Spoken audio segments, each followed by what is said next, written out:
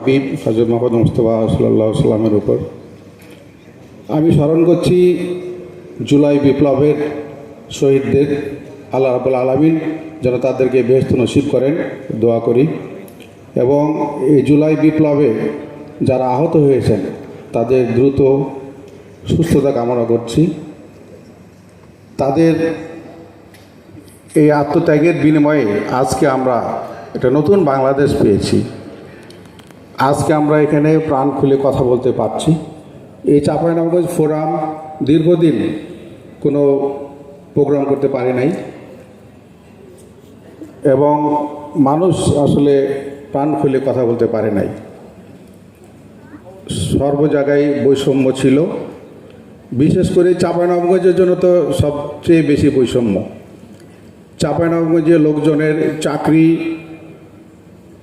মেধাবী থাকার সন্তান থাকার পরেও চাকরি হতো না, ভাই ভাতে আটকে দেওয়া হতো। আর না হলে সর্বশেষ পুলিশ ভেরিফিকেশান, এনএসআই রিপোর্ট দিয়ে আটকানো হতো। আমি রাজুকে চিফ ইঞ্জিনিয়ার হওয়ার কথা আমার আরও 3 বছর আগে, কিন্তু আমাকে করা হয় নাই। বাড়ি চাঁপাইনবাবগঞ্জ বলে করা হলো হিন্দু সম্প্রদায়ের চিরাঙ্গের বাড়ি, আমার থেকে অনেক জুনিয়র, 10 বছরের জুনিয়র, তাকে চিফ ইঞ্জিনিয়ার করা হলো। আমার ছোট ভাই পিএসসিতে ফার্স্ট হয়েছিল, চাঁপাইনবাবগঞ্জ বলে তাকে এনএসআই রিপোর্ট দিয়ে তাকে আটকে দেওয়া হলো। 1 বছর ঘোরানো হয়েছিল। সেও চিফ ইঞ্জিনিয়ারের 1 নম্বর সিরিয়ালে আছে, তাকে করা হচ্ছে না এই চাঁপাইনবাবগঞ্জের মানুষ বলে। আমি কিছুদিন আগে আমাদের রাজুকে লোক নিয়োগ হলো, সেখানে ভাই বোরে আমি ছিলাম, কিন্তু চাঁপাইনবাবগঞ্জ রাজশাহীর লোক খুঁজে পাওয়া যায় না। মানে এই চাঁপাইনবাবগঞ্জ রাজশাহীর ছাত্ররাও এত ডিমোরালাইজ হয়েছে যে তারা পড়াশোনার প্রতি মনে হয় যেটা বলছে যে শিক্ষার হার কমে যাচ্ছে। আসলে আগে তো বৈষম্য ছিল না, এই বৈষম্যটা বিগত দিনে প্রায় 15-16 বছরে এত বেশি বৈষম্য হয়েছে যে চাঁপাইনবাবগঞ্জের কোনো উন্নয়ন করতে চাই নাই।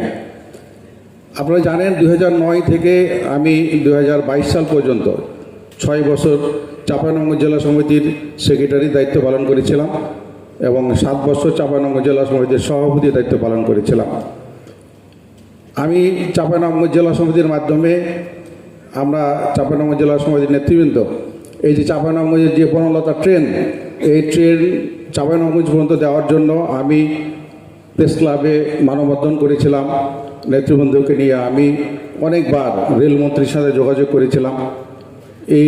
এইভাবে করে এই বনলতা ট্রেনটাকে চাঁপাইনবাবগঞ্জ পর্যন্ত নিয়ে যাওয়া হয়েছিল। এছাড়া আমি আমাদের সভাপতি এবং নেতৃবৃন্দকে এবং প্রধান অতিথিকে বলতে চাই, আমি সভাপতি থাকাকালীন আরেকটি কাজ আমরা করেছিলাম।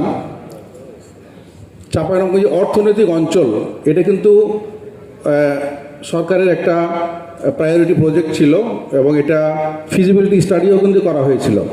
এবং চাঁপাইনবাবগঞ্জের সদরের কালোপুরে এটা করার জন্য কিন্তু উদ্যোগ নেওয়া হয়েছিল, ফিজিবিলিটি স্টাডি করা হয়েছিল। এবং আমি নুরুল ইসলাম বুলবুল ভাইকে বলবো এই ব্যাপারে একটু খুব সিরিয়াসলি আমাদেরকে কাজ করা দরকার।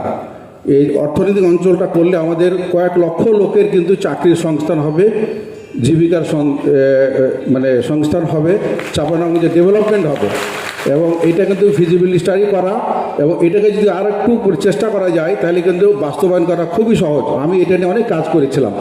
সুতরাং আমার সাথে যদি আপনারা সকলে সহযোগিতা করেন তাহলে আমার মনে হয় যে এটাকে আমরা বাস্তবায়ন করতে পারবো।